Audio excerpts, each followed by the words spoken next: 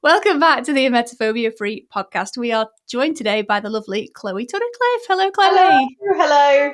Hi. Chloe is one of our coaches who is based down in West Sussex in Chichester. And she's here today to talk about her experience of going through the programme with her daughter, Ava, who had emetophobia. And Chloe learned an awful lot when going through the programme. And she really wanted to jump on the podcast today because she found herself in numerous points during the programme where she was sort of banging her head against a brick wall and going, why is this not working? What's not happening? I'm really stuck. I'm really struggling. And she knows there'll be other parents out there feeling the same way, and she wants to come on to support them. Does that sound about right, Chloe? Yeah, absolutely. Fabulous. So I'm going to hand straight over to you. So why did you want to come and make a podcast today? Well, as you touched on then, I listened to all of the podcasts. I found them invaluable when we were going through our journey. But there was this question in my mind that kept on coming up, going, well, I'm doing the things that they're saying, and I'm just not understanding why this isn't going smoothly for us. What am I doing? And then I realised what the issue was, and I really wanted to come on today to help other parents, sort of, if they're in this situation, that they can hopefully hear my story and think, okay, maybe I'll try this. So I was listening to the podcast. I was getting my daughter to school. It was taking a long time. I thought, well, I'm not colluding. I'm putting in all the effort. What's going wrong? And then I started to realize that you can't actually make a person go through the Thrive program if they don't want to. Right. So I use the analogy that as a parent, I'm not going to be able to get my children to play an instrument if they don't want to, or tidy their room, or just learn a language. It's very difficult to do. So she was finding it hard to engage, and I just didn't know what to do. So why was that? Why do you think she was struggling to engage with the programme? So she had tried, and we had tried, a number of interventions. She had had play therapy around the age of 6. She had had a bit of hypnotherapy. She'd seen 2 clinical psychologists, one that was exposure therapy, which actually made her phobia so much worse. It just jumped ahead a few years probably. And then another clinical psychologist that she'd created a lot of fear about. So she was very skeptical and fearful of the whole process. She was also scared that because the exposure therapy had made it worse in her mind, she was scared that this might make it worse. So she was scared of the testimonial videos in case the people in the videos said something, oh, when I had emetophobia, I didn't do this. And she created this unhelpful belief that, oh my goodness, if I watch that video, that will give me some ideas, and then I won't do that either. So she was very scared of her thoughts at this time. Fear of failure as well was a problem. She is a perfectionist, or was more of a perfectionist, as a lot of emetophobes are. And what happens if she was the one person who didn't get cured or by the program? This was a problem to her, and I know that this is a problem for a lot of people as they start the program. What if they are the one? And there's an amazing podcast on the Emetophobia-free podcast with Rob and Joe that talks about this very subject. And actually, I would say I'd urge people to go and listen to that and get their child to listen to it in a very relaxed setting. Because when we did that, we went for a walk and listened to that podcast. We both had a headphone in each, and it was actually a really nice, relaxed thing to do. And what it did was it made her go, oh, other people are worried about failing. This isn't just me. In her head, she was going, oh, I'm going to be the one that fails. What's wrong with me? All of this Yep. thing, which is very common Yes. um, for emetophobes. Yeah. So for context then, so the people that are listening, how old was Ava when she started going through the program? 11. 11. Okay. So just going primary school into high school, so that kind of transition age as Yeah, well. So yeah, lots going on for her as well. yes. Okay. So when you hit that roadblock, if you will, or multiple roadblocks, because you went through the program with myself as your Hmm. coach, and I remember the messages and Oh, the there were many. roadblocks. There were many. There were Okay. And many. the roadblocks. When you were hitting those roadblocks and you're thinking, right, well, we're doing the thing, we're not colluding, we're doing what, I'm doing what Michelle told me to do and what the program's told me to do. When was the light bulb moment, and what was the light bulb moment you thought, oh, that's the missing piece, that's what's not happening here? So I don't know if there was actually a light bulb moment, Okay. which is why I really wanted to get this message out today. Okay. So now I can say that the thing was that I was not thriving, Right. Okay. and I really was putting in 100% effort to help her through the program. Yep. And but I was only putting in about 5% effort, and probably a bad 5% effort. So Yeah. focusing still on quite unhelpful things, and Yes. um, So you're saying I, 5% effort on yourself, on myself. 100% on your daughter, 5% on Yeah, yourself. Yes. yes. Hmm. And when I started to shift that just a little bit, I then thought, oh, this is getting easier. This Yeah. is getting easier. And then I did a bit more, and then a bit more. Yes. And then I was thriving, and all of a sudden, things felt different, were different, and Yes. the pressure was off her.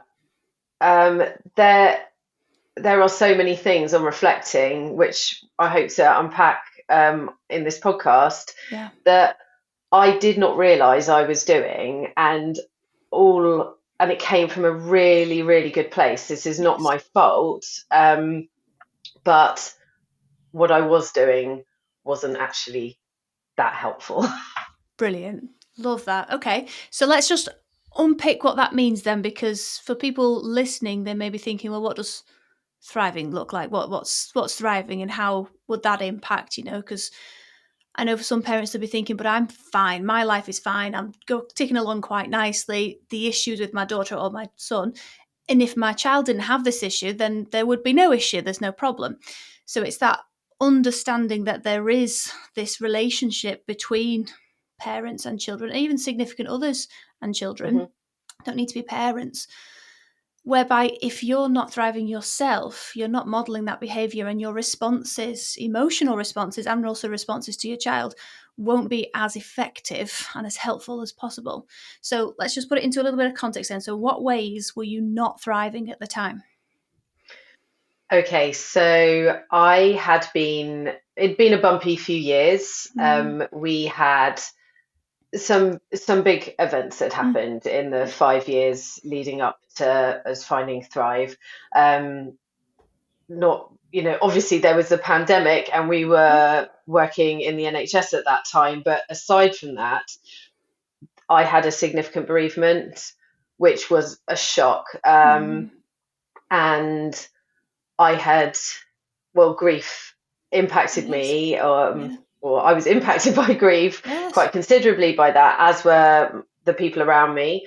So that was the first thing. I had also, my husband had got cancer, mm, and had to have major surgery. mm, And actually, that coincided with my father in law having a cardiac arrest and being in a coma. And mm, we had some big things going on. And obviously, Ava was watching yes, all of that. yes, And even though I think this is the important thing to get across, that I thought I had myself sorted, yes, because I was understanding that, yes, I was grieving, and I was kind to myself about that. And I went to have therapy to talk about that, Yeah. and that helped a bit. I had been on antidepressants for probably about 10 years for my anxiety, and I was very, very happy with the fact that that was the case. I was going Mm-hmm. to be on them forever. I'd Mm-hmm. made peace with that. So when we started the Thrive program, there was nothing in my head that was thinking, well, this is going to help me or change me in any way, because I had it Yes. very sort of in compartments, and Yeah. this was for her. Yeah. I was taking her to come and see you, Yes. and I was facilitating that, but this wasn't about me because I Yes. had my stuff sorted. I'd Yes. done that. Um, and so I can understand why I wasn't engaging with the program, because I just didn't think I needed to. 100%. But Yep. what was happening was that, as I had some really unhelpful beliefs about myself as a parent. It is hard being a parent of an emetophobe. People watching this will know that. Yeah. And oh, it was so helpful having you remind me at my lowest points, this isn't my fault. If this was my fault, both my children would have Yeah. emetophobia. But that also doesn't mean that it wasn't a bit of my responsibility. And Mm-hmm. I was putting in all this effort, but actually it was the wrong effort. Mm-hmm. And I I just So what was the what effort was that I you were going to say? putting in? What was the um, effort? You said it was putting in loads of effort, but it was the wrong effort. What effort was that? oh, okay. So it was quite a lot of firefighting. So Yes. she was at the last term of her primary school, which she loved. Mm. There were residentials, which any parent watching this, the word residential, it's just, you just know it's going to go, the Mm-hmm. stress is going to grow. Yep. So there were residentials, there were plays, there was all the exciting stuff, and there were all the children that were really excited, Yeah. and she wasn't. Yeah. And that was really hard for her. Mm. So I was putting in effort, like getting up really early in the morning to um, I remember I did this big picture of all of her thoughts and things like that. And actually, I did get her on this particular school trip. Yeah. Um, but I was thinking, okay, yeah, well, I'm doing that. I'm doing that. What I wasn't doing was processing that with her correctly afterwards. And I remember I kept on saying to you, she's she's struggling to process things in a Yeah. positive way, Yes. but I wasn't processing things in a positive way. No. I No. was really tired, stressed, blaming myself Yeah. all the time. This is my fault. This is my parenting. Yeah. What must the other parents be thinking? All that kind of stuff, and it was Yeah. it was really stressful. Yes. Um, so yeah, I was on her all of the time, Yeah. trying to get her. Why don't you do this? Why don't you do that? And now what I realize is that if you've got a person who puts so much pressure on themselves already, Yes. and they have low self esteem, they don't feel good about themselves. No. And then you've got this person who they look up to and love and look to for safety, going, well, why don't you do this? Why don't you do that? That is really hard for them. Yes. And then there were things like, um, I would I would say things like, "Well, take the pressure off yourself. Take the pressure off yourself." Yeah. Meanwhile, I was putting pressure on myself. Yes. Why am I not able to help her get over her emetophobia? Yeah. What impact is this having on the rest of the family? Yes. Can you see my catastrophic thinking as I'm expressing this? But Yes. I couldn't see it at the time. Yeah. So yeah, that was the effort I was putting in, but it Yes. was wrong. It came from a really good place. Yes. I was doing Absolutely. my best, You were. Yep. um, and it came from such a place of love, not Yes. just for her, but for the rest of the family. Yes. But what I was not doing was being nice to myself in any way. Yeah. And my head was quite a stress place to be, Yeah. as you will know because you received voice notes from me at that time. And and it was really hard. And this was just off the back of my husband Mm. cancer, so I was trying to manage that. Yep. And it all changed when I started looking at myself to thrive, Yeah. learning, putting all of the skills that I was reading about and watching and all of this amazing skills that Thrive teaches you. Yeah. I was, as I started to put it into practice myself, it was a game changer. It was Mm. an absolute game changer, and it is so lovely to be in my head now. It's really, really Good. nice. I'm really glad about that. That was my next question. So, when you did change tact, if you Mhm. will, because you were going for it with your daughter and really, really, like you're saying, being on her all of the time and going, try this and do this skill and make sure you're imagining yourself, being calm and feeling good in that scenario. But meanwhile, you're imagining being creating a load of anxiety when she's not calm, so you Yeah. were asking her to do something that you weren't doing yourself, which is a really hard thing for a child to do. They kind Yeah. of need to see that in Hmm. action so that they can copy and the adult can model. But once you did change tact, you thought, right, okay, I'm just going to take a step back from Ava. She's got what she needs now at the moment. She can be ticking over and she can be applying some of these stuff that we've learned, and I'm going to do this for myself. What does life look like now for you? Now that you're thriving, what's the difference? Um, so first of all, I like myself. I like Good. myself, and I Good. really respect myself. Good. And that doesn't just mean, oh, I respect myself. What it means is that I know my worth, Mm. that I am allowed to spend a bit of time on me. Yes. Um, and also, the big thing was practicing being kind to myself, because this was a term I'd said a lot. Oh, be kind to yourself. Say to friends all the time, be kind to yourself. But actually, when you start to practice being kind to yourself, Yeah. it does take effort. Was And an example that stays in my mind, I think it was a big moment for me to go, was I was driving to work and I was thinking in the way that I had thought for the past, well, all my life. I remember feeling like this when I was going to lectures at university, in all of my jobs. I felt panicky yeah. going to work because what if I'm late? What if I'm late? What if I'm late? That kind Yes. of thing, just over and over and over again. And Yep. it was almost like I imagined that my boss or the lecturer or whoever it was would be actually sitting there with a watch, Yes. watching Waiting. for me and the door.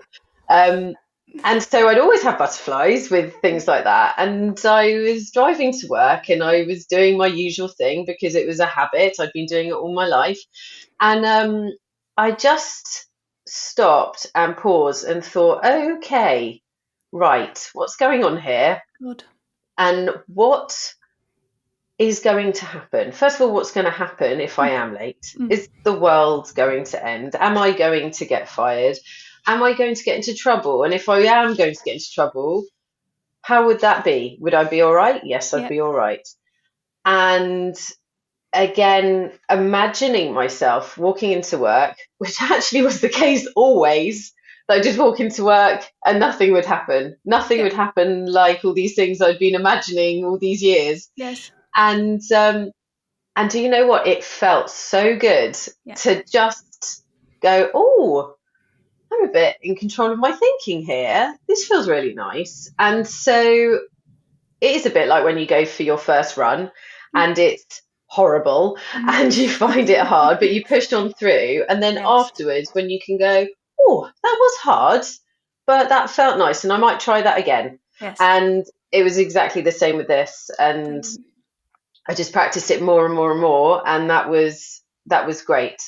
Fantastic. Brilliant. And what a lovely example. That's a really clear, lovely example that I'm sure a lot of parents out there can resonate with, because you've got not only are we going to be late for work, but are we going to be late for school? What if the kids are Yeah. late? Well, what's the receptionist going to think? What are the teachers going to think of us Oh, if we're late? absolutely. And that's a very regular thing Hmm. for a lot of parents. So to understand that you managing your thinking, responding differently, choosing how you think and how you feel about these things, because being late is just something that's going to happen every now and again. You can't predict the traffic, Hmm. and you can't predict if one of your children is going to have lost one of their shoes and you spend Yeah. 20 minutes looking for it, for example. All of those things happen. It's how you manage your thinking around it, it's how you manage your Yeah. emotions around it. And when you're able to manage your emotions, manage your thinking, stay calm in that moment, gain perspective, minimize it rather than going, oh God, kids, come on, we've got to get this, we've got to get that. They witness that, your child's watching. Absolutely. And they can see if you're tense on the way to work or tense on the way to school, and if Hmm. you're flustered and if you're stressed. They see that. They're very perceptive children. We don't give them a lot of credit, but they are very, very perceptive. Absolutely. And it's being able to take ownership of that and go, well, okay, well, what I'm asking my child to do is to manage her emotions or their emotions. But if I'm not doing that myself, that's a very difficult thing to get across to them, because you're sort of saying, this applies to you, but it Absolutely. doesn't apply to me. And that's a Yeah. very difficult thing for a child to comprehend and understand and wrap their head around. And also, sorry, I'm jumping in a little bit here, No, go for but it. when you're going through this program, if you're going through this with your child with emetophobia, this Thrive program, they may, because of their perfectionist lens, which is common to all the emetophobes, not see their own progress. Because I do remember Ava doing things and we're thinking, that's amazing, but she didn't see it. She really Yeah. didn't see it herself. No.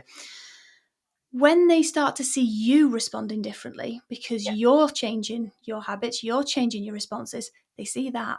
Because just like yourself, it's much easier to see change in other people, to praise other people, to see, Yeah. wow, they've made a real difference there. That's different to how mum normally reacts. That's Oh, interesting. She's much less stressed today.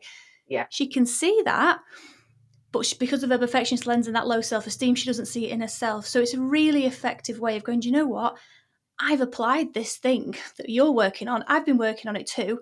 I feel so much better because this is what I did. If you can articulate it just the way you did Yeah. now on this podcast Yeah. about your drive to work to her and explain the difference in your experience, Yeah. that's something she can really understand and latch Yeah. onto and go, oh, this does work. Okay, And this is going to also, make a difference. when you as a parent have actually done those kind of exercises, Mm, and that the benefits of it, rather you can say to them with confidence yes, how it will help them. yes. Whereas when you're just saying something, I don't know, like, oh, Michelle suggested doing this, Mm, mm, or it doesn't have the same weight. doesn't. um so that was really helpful. And Good. just my self-esteem was so very low Mm-hmm. when we were going through, when at the beginning, when she was not engaged with the program Yeah. and I was doing it for her. And I just wanted to touch upon that because it was so much to do with my belief that I was a bad mum. Mm, And so when you've got a belief that is that unhelpful, you're only going to look for the things that back that up. And so every time there was a blip or there was a struggle, I was there blaming myself because in my head, I was a bad parent. She's there blaming blaming herself herself. because she's got a metaphobia. Yeah. So it was just not going anywhere. Yes. And it's so exciting that by me changing, Mm, it helped her so much, yeah. and also it's helped me so much. Yeah. And Yeah. it's just an amazing thing to be able to do. And I also, an important thing to say, because I know I've watched podcasts like this and listened to them, that thriving is not about feeling perfect Nope. all of the time or having a perfect life. Nope. It is going through life and it being bumpy and there being problems. And yes, you can get scared or upset about these things or a little bit Yep. angry at times, but it's just really knowing that you're in control of you Mm. and that you have the opportunity to look at things in a slightly different light or a very Yes. different light. Yes. And that feels great.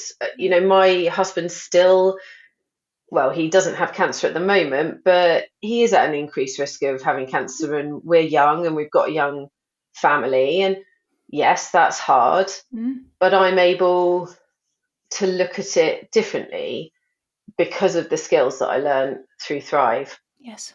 Yeah.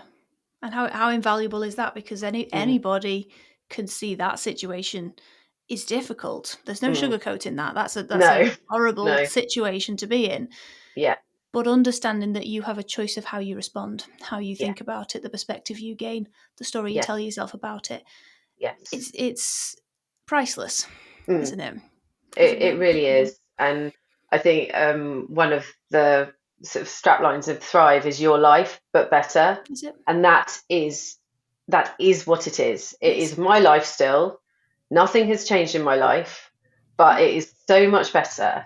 Yes. And consequently, we're all benefiting from it as a Yes. family. Yes. And Ava is thriving. We're all thriving. It's Yes. just lovely. It's Yes. just so different, so happy, but not perfect No. because we are human.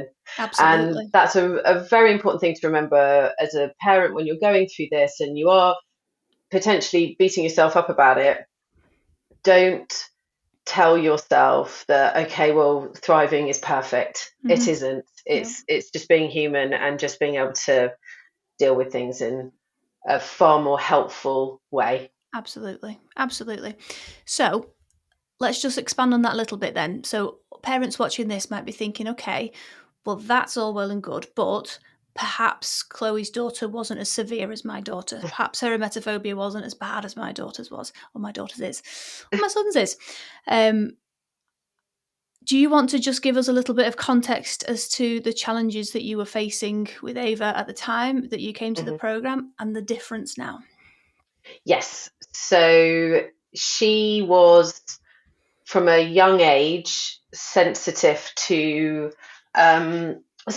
things such as clothing Mm, and fabrics. I remember even when she was at nursery, her being very resistant to things such as waterproof trousers and mm, that kind of thing. mm. That's where I'd say I probably first noticed, but you just go, okay, well, they'll grow out of it. It's a phase. Yeah. And then it developed more.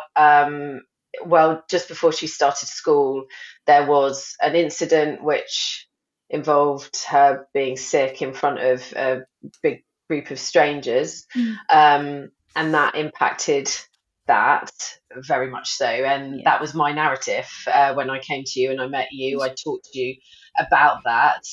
Mm, Then she started to develop some quite well strong fear about parties, getting her to parties from the ages of probably five to 10. yeah.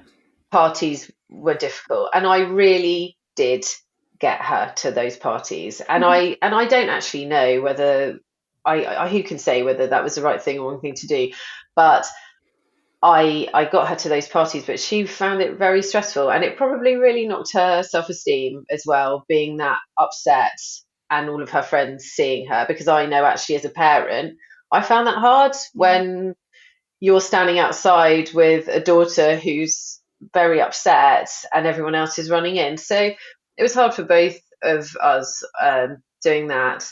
And then her food, she had never really been a keen. Actually, that's not true. She had eaten food, but as she got older, less. Yes. She ate less and less, and she didn't like eating at school. and she would eat so little in the day Yes. at school. I mean, we're talking a piece of cucumber, Yeah. and then she would eat lots of breakfast, but it was all very dry. And then what happened as her emetophobia symptoms got worse, she'd feel sick before school. So then she wouldn't eat. She couldn't eat because she was too scared to eat in case that made her sick. Yes. And then she wouldn't eat at school. And then after school, she would feel not very brilliant, which she Mm-hmm. wouldn't, and she'd have a headache. And her fear was very much, it was less about germs for her, really, in the first instance. It was more about migraines Yeah. and headache and being sick. Um, and she was very scared. She Mm. was very scared about going to bed late, because if she went to bed late, she would maybe get a migraine Yep. and then she would be sick. Yep. So as a family, it was all going to bed, or not, we wouldn't all go to bed, but we would need to be home so that she could go to bed at a time that she felt was safe. Um, she became very scared about watching films and television programs in case anyone was sick or hinted being Mm. sick. And that has a knock on effect, because it means that if you go to a friend's house, which you're probably creating some anxiety about anyway, Yep. and then they suggest watching a film, then that's hard, Yeah. which then knocks your self-esteem Of course. and that kind of thing. And then there was, she wouldn't go to cinemas because she once felt sick at cinema, and also the films were unpredictable. Yep. And then as we sort of were entering the Thrive program, or we found the Thrive program, it was a problem with travel. But Yes. at the same time, she'd still developed all these other safety seeking behaviours. Travel was very difficult, Mm. all kinds of travel, and particularly going in the car because of the fear of travel sickness. Yep. And I remember when we were going through, like, the beginning part of the program, and she remember that she wasn't actually engaging with the program, so she'd sort of taken away um, her safety seeking behaviors, because that's something she'd told herself she needed to do, which isn't what the program suggests at all. Nope. And she didn't have any of the resources, so she did get a bit worse to start off Mm. with. And so I couldn't even drive her for 5 minutes Yep. without a huge panic. Yes. And so, yeah, it was hard. She was also at this point very scared about touching certain foods. For her, it was particularly junk food, which some people might go, "Oh, fantastic," It's but nice. actually, you, Yeah. you don't want your child to be terrified, like No. really terrified of junk food, because kids are always with a bar of chocolate or a biscuit, Yeah. and the exposure therapy um, had sort of triggered that. Mm. And if she came into any contact with a packet of something, that was a lot for her. Yes. And so now that is not the case, Yep. and it's amazing. It is absolutely amazing. It's changed our life. It is just knowing that she started secondary school. She gets to train every day. Yes. She eats food that, honestly, just touching the packet was scary. Yep. And just sort of jumping back a little, I remember thinking with the challenges, because I wasn't thriving, and I was like, right, we need to do challenges, putting Yeah. pressure on, pressure on. I remember having a conversation with you, because I was thinking that the challenges needed to be these sort of big Mm. fundamental Mm. challenges, but that's just not the case. Again, once I started thriving and I realized that my challenges were, like we were talking about, going driving to work, the challenge could be that small, Yes. just having a thought. Yes. And again, by me going through the program, I could understand that, and Yes. that was really helpful. Yes. Yeah. And I think that's a common trap that parents fall into, because they want to see the change in the behaviour, because they're so desperate to see the change in the Mm, behaviour, especially if your child's going to school without breakfast and eating a bit of mm, cucumber all day, and they're losing weight and you're really worried about them and you're desperate to see those behavioural changes. But what's really important to understand and remember is that the changes that first take effect are cognitive. Yeah. So it's the thoughts that change first, it's the imagined scenarios that change first, it's the self-esteem that rises first. And all of that Mm. can all take place with no behavioural change at all. No. They can keep their safety seeking and their avoidance behaviours, which I do understand is frustrating when you have a child that's losing weight, but by forcing or by putting pressure on those behavioural changes before that cognitive change has taken place, before they've Hmm. done that work and been able to access that understanding of their own mind, it's flogging a dead horse, and arguably is going to make them regress a little bit because they're going to feel even less in control. They're going Yeah. to feel like backed into a corner almost, and like they have to Hmm. drop this thing that's at the moment is keeping them safe. Yes. You're telling them to stop doing that thing. So then they go, oh, now I don't know what to do. And they feel even more stressed and even more anxious. And it Yes. just doesn't have that impact. So it's a really good point to make, and a really important one, that if you are going through this with your child and you're thinking, but I'm not seeing the changes in the behavior, take that step back and remember that it's the iceberg is a good example, isn't it? A good Yes. analogy. If you have an iceberg, the vast majority of that, 80% of it lies beneath the surface, underneath the water, the bit that you Hmm. can't see. You're only seeing the top 20%. Yeah. Effectively, what your child is doing by going through this program, and what you are doing by going through this program and working on your own thinking, is getting your scuba diving kit on and going underneath the water and chipping away at the iceberg underneath the water. Absolutely. I, there was a moment that was really useful for us, and I want to share this as well in case it helps Yeah. anyone, was that we went on a walk, the two of us, and she turned to me, and we had been walking quite a while, and she said, "Could we turn around now?" And again, because I was thriving, I was able to say, well, yeah, we can turn around, but why don't we just walk to see that tree there? Why don't we walk to that tree? And then um, you can feel really proud of yourself that you wanted to turn around here, but you have walked there. Yeah. And so we did it. I did it not knowing the impact it would have. And I mean, it wasn't very far, but we just walked this tree and turned around. And you could just see her going, oh, yeah, I just did something that I didn't think I could do a few minutes ago. And Yeah. so really for a parent to know, just it can be really small. Yes. I was going in for the big things. Oh, let's see if you can stay up later, which actually, I mean, it helped, but it was I didn't do it in a thrivey way when we No. were doing that, and it was stressful.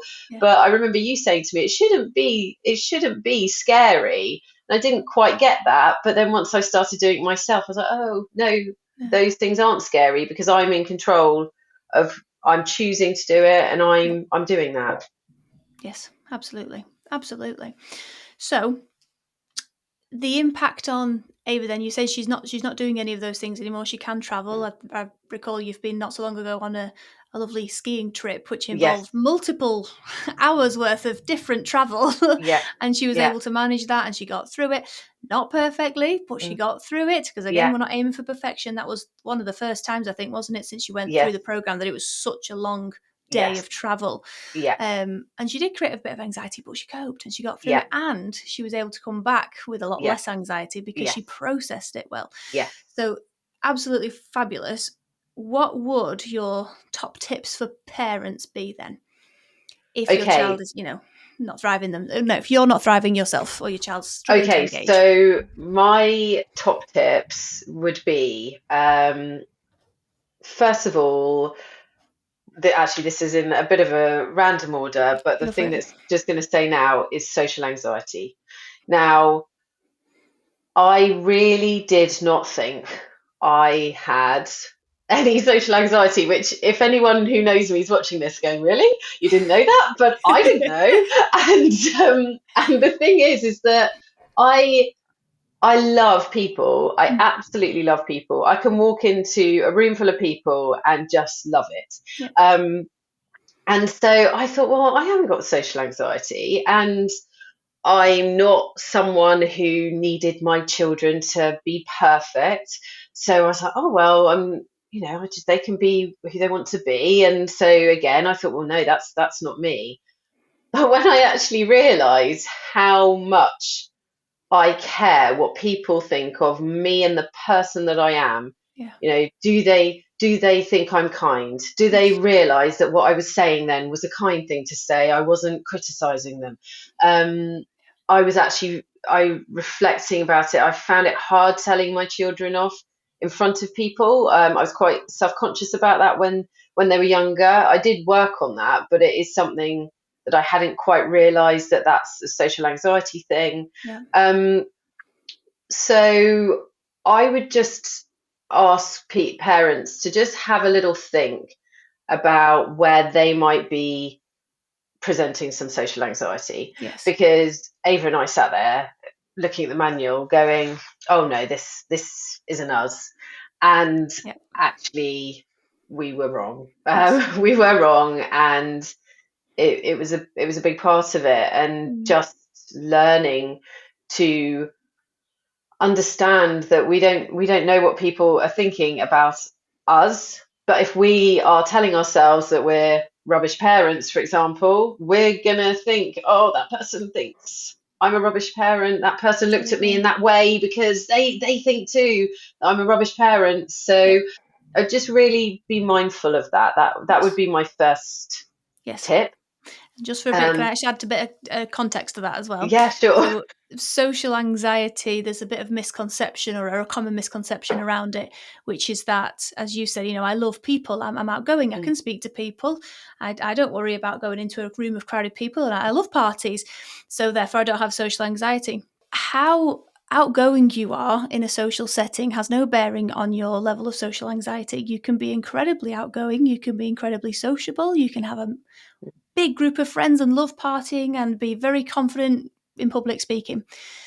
But if your thoughts in those settings are around what people think of you, or making sure you come across in a certain way, or wondering, oh gosh, what are they thinking? How am I coming across? What should I be doing in this setting? What should I be responding like? What should I be saying?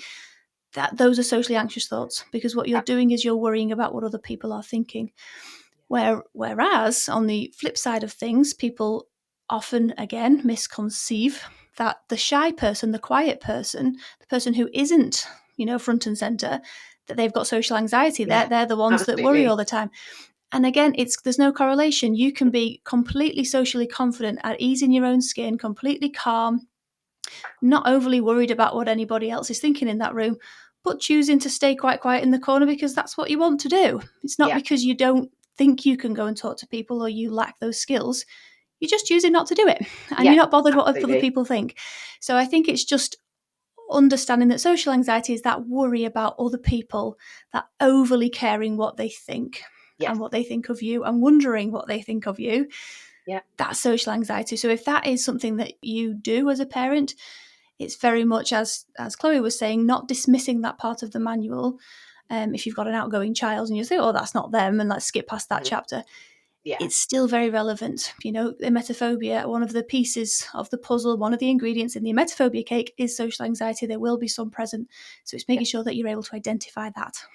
Absolutely, because what we discovered with your help was that actually she had, modeled by me, she had a lot of social anxiety Mm, around teachers she and did. what they thought of her. And so if a teacher said a certain thing to her, then along with her perfectionist and black and white thinking styles, she would go, oh, they don't like me. I'm wrong. I'm this. I'm that. And then the nausea would start, and that kind of thing. So and it is amazing because you just don't realize as a parent how you are modeling Mm, these things. You can be really careful, and actually I was really careful with the things I said around my husband being ill, yeah. or around my dad when he was ill, that kind of thing. I was really careful about that. It's actually the little things that you go Mm, about your day that you're probably not realizing what you're saying. mm, Um, And so to just learn to think differently, that's when that language changes. Brilliant. Um, so that, yes, so social anxiety would be one thing to just have a look at. Yes. Um, Another thing would be hypervigilance. Mm. Now, if you are an emetophobe, you are hypervigilant about, well, everything. You see risk, danger everywhere. Mm-hmm. Um, and if you are an anxious person, you see risk and danger in so many places. Yes. So it all comes down to your coping skills and your belief in your coping skills. But what was happening was that Ava was very hypervigilant about certain things. But what I realized as I was starting to thrive myself was how hypervigilant I was Yeah. around her. And that was happening in two different ways. One, I was so tuned in to her responses. I would almost see her response before she saw her response. Yeah. And so then I would just dive in. Mm-hmm. And actually, it was nice because when I started taking the pressure off her and focusing on me, as a family, we'd have a little bit of a giggle going, oh, bit hypervigilant there, because I'd Yeah. say something to her saying, are you responding in this way? Yeah. And she'd go, no. And I was No. like, oh, Oh. okay. Okay. So just be aware of it. Yeah. But of course you are as a parent going to be learning that because they're on edge all the time and you're on edge with them. You're feeling Yeah. it with them. Yeah. So if you can just take a step back and go, this feels uncomfortable for me, but I'm just going to sit with it. Great. And it will help them and it will help them then learn Mm-hmm. to do that. Yes. So it was the hypervigilance about her reactions. But what my husband and I were having this conversation about how hypervigilant we were about um, all the things that she was suddenly scared of. So if you're having a conversation with someone and they are talking about something and they're about to start talking about food, that it could be talking negatively about a food that she actually eats. Yeah. You're there going, oh, Oh and your no. whole body language Yeah. just that, Don't say please, that. please stop. And with people, you become so aware of when people are talking about sick and Yeah. all of those things. So just really to say, notice that you're doing it Yeah. because it's so understandable that you are doing it, but it could be having a bit of a negative impact. So that would Yes. be another tip. Yes. So I think just again, I'm going to add a tiny bit in there. Yeah, well, please So do. the reason that you want to be spotting that, because as a parent you might be thinking, well, what am I supposed to do if I don't do that? Because surely I don't want them to carry on talking about that food that she's actually eating Yes. because she's got to stop eating it. Because what you're trying to do is protect them, right? You're Mm. trying to protect and sort of wrap them in cotton wool almost and sort of Mhm. go, let's keep them safe from all these things that they don't like. What you weren't allowing to Ava to do when you were doing that is to manage that situation herself, to tolerate it herself, to think it through herself, to manage your thinking herself, to manage your emotions herself, and to cope with it. Mhm. She wasn't picking up those skills because you were diving in and protecting her Yeah, from it. And absolutely. it's being able to, think, okay, right, they're talking about this food. All right, Mhm. what I've got to do, my job now as a parent, is to allow Ava to process this powerfully and to guide Ava to process this powerfully rather than to say, stop talking about it. Let's avoid this situation because that you're not allowing her then to develop the skills. You're not allowing her to practice those skills that she's building. And that is absolutely the case and leads very nicely onto my next point about Good. blips.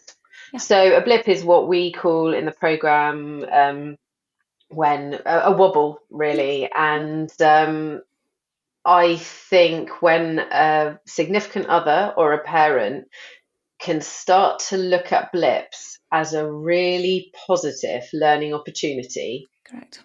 that is when change happens. Yes. And I know this absolutely firsthand because going back to my thoughts about I'm a bad parent, this is my fault, I'm failing, what does everyone think of me, this kind of thing, that's how I was responding to a Mm. blip. Mm. It's hard. It's really hard, for a number of reasons. But when you can change your perspective and go, okay, this is hard, but what can we learn from this? What can my child learn from this? It is so helpful Yes. because I now see, or a blip, if anyone has a blip, to go, brilliant. Yep.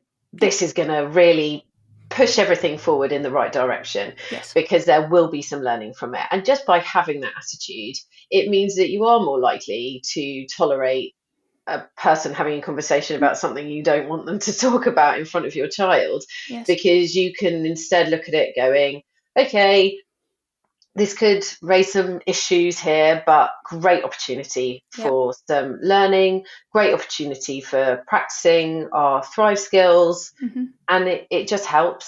Yes. So that's another tip to Definitely. take. Definitely. I'm not going to jump in on that one. That was No, beautiful. okay. And then I was, oh, and your language, spot your language, Yep. which I touched on this before, but it is difficult when you're not thriving Mm. to um, talk in a non in a when you're not thriving. Yes. It's hard to talk in a non-thriving way. Have I said that the right way? When you're not thriving, it's hard to talk in a thriving way, I think. Yes, yes. You know what I mean. I do. Um, and I was again watching things going, well, I don't talk about sick in a Mm. catastrophic way. So why, what else can I do? But it's actually your language in other areas of your Yep. life. Yep. And to just watch that language. And the area that I did think, oh, I could work on when I come to the Thrive program, I didn't realize how much an impact it would impact everything else, was driving. Yep. I was a nervous driver, didn't like driving on motorways. And I realized that my language was very powerless, which Mm. is a term that you learn all about when you're going through the program, about roads, Mm. lorries, roundabouts. And when I was going through the motions and practicing myself, I picked up on the fact that I was saying, I hate this roundabout. Yeah. I And remember I just, and then I that. thought, oh, that's not right, No. because it's not the roundabout's fault. No. I've just got some really unhelpful thinking about the roundabout. So if you're saying things like that, which obviously had nothing to do with emetophobia, No. it was still giving the impression to my daughter that things outside of us can impact our emotions. That's it. Yep. And also language, things that I did were things like, if my children said, oh, I did got this in a test, I might say, and it was actually to get context because I didn't know what the thing was, Mm. but I didn't realize the impact it might be having, is I'd say, oh, what did everyone else get? Yes. Which was not a very helpful thing to say. Now I Mm. realized I wasn't doing anything wrong. I thought, No. oh, I'm showing Mm. interest in my child, but that wasn't so good. And things like, oh, what did the teacher say? Yes. Again, you're inviting them to care about what the teacher thinks of them, Right. and that's just, again, not related to emetophobia. It's like you say, diving under the iceberg Yep. Yep. and really working on those things, that language that you are just in the habit of using, and the impact that might be having on their Absolutely. journey. Yeah, absolutely. So, again, if I'm a parent listening to this, what would be a more appropriate thing to say when they get a score in a test? And yeah, what would be a more Well, appropriate now thing? my language is far more, oh, great. And how do you feel you did? How do That's it. you feel you're doing? Are you Yes. happy with that? Yep. Are you proud? I mean, obviously not bang, bang, bang with those questions, but those Yes. kind of things. Yes. And when I hear my children say things along the lines of that they are proud of themselves, that's when the praise comes. Yes. That's when that is amazing. You're Yes. proud of yourself. That's it. Well, you can't ask for anything more than that. That's it. Yeah. I'm You really know, you trying to worked hard. get, I'm really proud of how hard you worked there. Well done, yeah, you.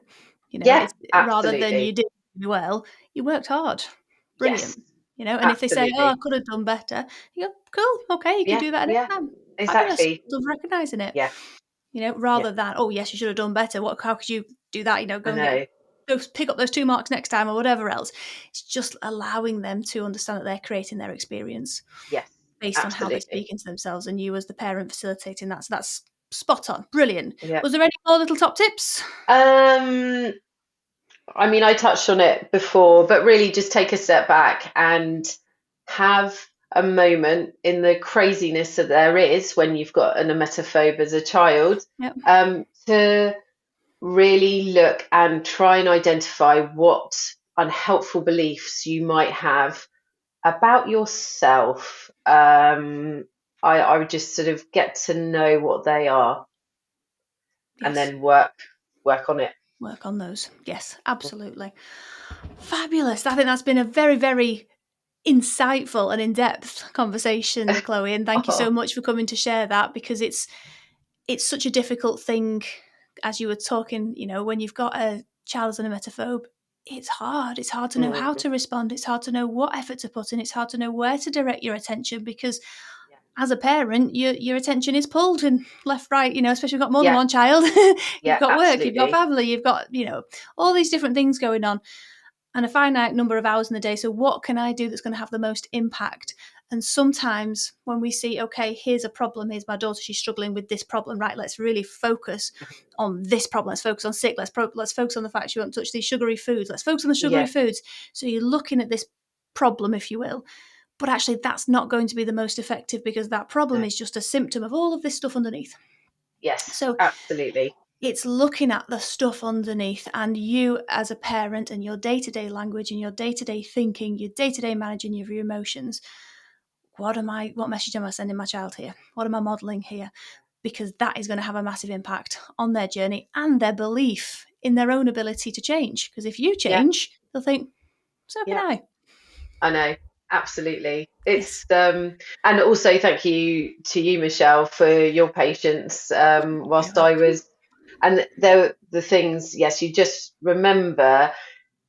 You said this to me, and for anyone watching, just to remember, this is not your fault. Nope. It really is not your fault. It is hard. And emetophobia is just sort of like a perfect storm, isn't it, of lots Yep. of different things. Yep. And that the words I kept hearing in my head, which helped, is that this is a very, very predictable process and just keep going. And Yes. yes, you will see people who go through it fast and slow. You are on your own journey, Yes. and just take the time that you need, take that pressure off yourself as a parent, because then you're actually modeling to your child that they can take the pressure off Yes. themselves as well. And Absolutely. yeah, that's really the message that I want to convey, that they will Brilliant. get there. They We will. got there. We got Yes. there. Yes, you did, and it wasn't 6 to 8 weeks; it was longer than that. No. And it's understanding. You know that there is a podcast that came out a few months ago now about the 6 to 8 weeks. If you're putting Hmm. pressure on yourself and your child, you know you should be over this in 6 to 8 weeks. Should you see improvements in 6 to 8 weeks? We should be doing all of these things. That just adds pressure, as you say, and it's predictable if you do it and you keep consistent with it and you apply it Yeah. correctly to both you and your child. And Hmm. if you've got, you know, other members of the household, the more they can get involved, the better as well. Because if, you know, you live at home with mum and dad or two adults, and one of you is learning to thrive and the other one Yeah. isn't having any sort of impact in that at all, that's going to be more difficult. The more people surrounding your child you can get to be thriving, the Yeah. better. So even Absolutely. if they just read the manual alongside, they don't need to come to the sessions, they just read the Hmm. manual, or they just watch the videos, or they just get a debrief from you, Yeah. right? So they just get a Yeah. debrief from you, and this is what we should be doing, and Hmm. are open to those conversations. It all adds up and it all has a massive impact on It your really child and does. their journey. Yeah. Yes. Fabulous. Well, thank you so much for joining us. It's been really, really Oh no, thank helpful. you. I really hope it is helpful, because I've been there and I just really want to help other Yes. people. I'm Yes. passionate about it. Fabulous. Lovely. Well, thank you so much for taking the time to join us, and I'm sure we'll see you again on another podcast really soon. Yeah. Okay. Thanks, Michelle.